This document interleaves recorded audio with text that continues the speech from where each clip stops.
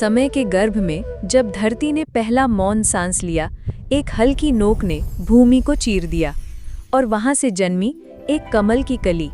उसके भीतर सीता, न रक्त से न वेदना से, वो जन्मी थी सिर्फ धर्म से।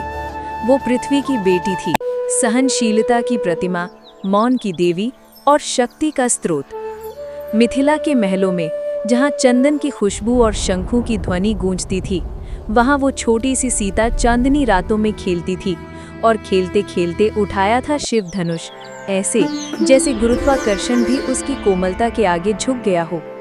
समय बीता, राजाओं की कतार आई उसके स्वयंवर में, पर सीता किसी बल से नहीं, केवल शुद्धता से वरण योग्य थी। जब राम ने धनुष उठाया, आकाश फटा, पवित्रता चमकी और युगों पुराना मिलन फिर से हुआ।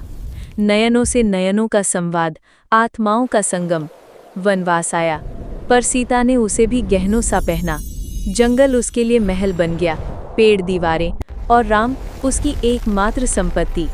कांटों पर चली वो, पर चाल में रानी का तेज था। उसने कभी शिकायत नहीं की, कभी क्रोध नहीं दिखाया।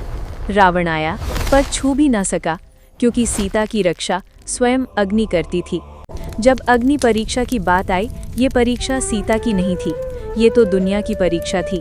पर जब समाज ने फिर भी प्रश्न उठाए, तब सीता चली गई, चुपचाप, बिना शब्दों के, वाल्मीकि के आश्रम में। वहां उसने अपना सबसे दिव्य रूप धारण किया, माँ का। वहीं वट वृक्षों के नीचे उसने लव और कुश को रामायण सुनाई। हर श्लोक में भाव, हर कथा में करुणा और हर लोरी में आत्मबल। और फिर वो दिन आया जब राम सामने थे और दूर खड़ी थी सीता। आंखें मिली, कोई शिकायत नहीं, कोई क्रोध नहीं, बस एक युगों पुराना मौन प्रेम। एक आंसू गिरा जमीन पर और वहां खिला एक सफेद फूल। अब समय था लौटने का। सीता ने हाथ जोड़े, एक विनम्र प्रार्थना की। धरती फटी, पर क्रोध से नहीं, ममता से।